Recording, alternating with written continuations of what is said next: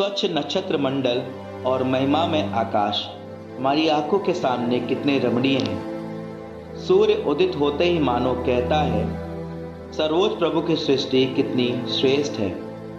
दोपहर के समय वह पृथ्वी को झुलसाता है, उसका प्रखर ताप कौन सह सकता है। धातु गलाने वाली भट्टी की आग तेज है, पर्वतों को जलाने वाला सूर्य उससे 3 गुना गर्म है।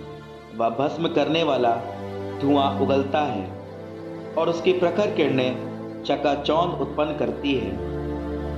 वह प्रभु महान है जिसने उसकी सृष्टि की है और उसके आदेश पर वह तेजी से परिक्रमा करता है। चंद्रमा निश्चित समय पर प्रकाश देता और काल और ऋतु निर्धारित करता है। चंद्रमा के आधार पर पर्व निर्धारित होते हैं, उसका प्रकाश बढ़ता और घटता है। चंद्रमा के अनुसार महीने का नाम रखा जाता है, उसकी वृद्धि और ह्रास अद्भुत है। वह नभोमंडल के नक्षत्रों की ध्वजा है और आकाश के शिखर पर शोभायमान है। तारे आकाश की शोभा बढ़ाते हैं, वे प्रभु की ऊंचाइयों के चमकते अलंकार हैं। वे परम पावन प्रभु की आज्ञा के अनुसार पंक्तिबद्ध हैं और अपने जागरण में कभी नहीं थकते। इंद्रधनुष को देखकर उसके सृष्टिकर्ता को धन्य कहो, उसके भव्यता कितनी रमणीय है। वह आकाश में प्रकाशमान वृत्त खींचता है, सर्वोच्च प्रभु के हाथों ने उसे ताना है। वह अपने आदेश द्वारा हिम गिराता और अपने निर्णय के अनुसार बिजली चमकाता है। वह अपने भंडार खोलता और पक्षियों की तरह बादल उड़ जाते हैं। वह अपने सामर्थ्य द्वारा बादलों को सघन करता और ओले नीचे गिरते हैं। बिजली की कड़क पृथ्वी को कपाती है, पर्वत उसे देखकर थर्रा उठते हैं। उसके आदेश पर दक्षिणी हवा, उत्तर की आंधी और बवंडर आता है। वह उतरने वाले पक्षियों की तरह हिम गिराता और वह टिड्डी दल की तरह छा जाता है। वह अपने श्वेत सौंदर्य से आंख में चकाचौंध उत्पन्न करता और उतरने पर हृदय को मुग्ध कर देता है। प्रभु नमक की तरह पृथ्वी पर पाला गिराता है, जो जमकर कांटों की तरह नुकीला हो जाता है। ठंडी उत्तरी हवा बहने लगती है और जल की सतह जमाकर बर्फ बना देती है।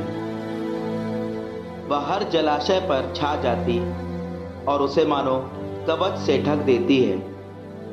लू पर्वतों को खा जाती, मरुभूमि को झुलसाती और हरियाली को आग की तरह जलाती है। बादल शीघ्र ही सब में नवजीवन का संचार करते हैं और ओस ग्रीष्म के बाद सबको आनंदित करती है। प्रभु ने अपनी योजना के अनुसार महासागर को शांत किया और उसमें टापू लगा दिए। समुद्र पर यात्रा करने वाले उसकी जोखिमों का वर्णन करते और हम सुनकर आश्चर्यचकित हो जाते हैं। ये है प्रभु के महान और अद्भुत कार्य। हर प्रकार के जीव जंतु और भीमकाय जलचर उसके सामर्थ्य से उसका दूत सकुशल विचरता है और उसके आदेश के अनुसार सब सुसंगठित है। हम कहाँ तक कहें, उसके महान कार्यों का अंत नहीं।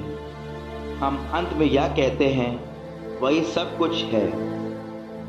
हम उसकी महिमा का वर्णन करने में असमर्थ हैं, क्योंकि वह अपने कार्यों से कहीं अधिक महान है। प्रभु भीषण और अत्यधिक महान है, उसका सामर्थ्य आश्चर्यजनक है। शक्ति भर प्रभु की महत्ता गाओ, क्योंकि वह तुम्हारी स्तुति के परे है। उसकी महिमा शलघ्य है। पूरी शक्ति लगाकर उसकी स्तुति करते जाओ, तुम उसका पूरा पूरा वर्णन नहीं कर पाओगे। किसने उसे देखा जो उसका वर्णन कर सके? कौन उसके महत्व के अनुसार उसकी महिमा कर सकता है? जो दिखता उससे कहीं अधिक अप्रकट है, क्योंकि हमने उसके कार्यों में से कुछ को ही देखा है। प्रभु ने सब कुछ बनाया है और भक्तों को प्रज्ञा का वरदान दिया है।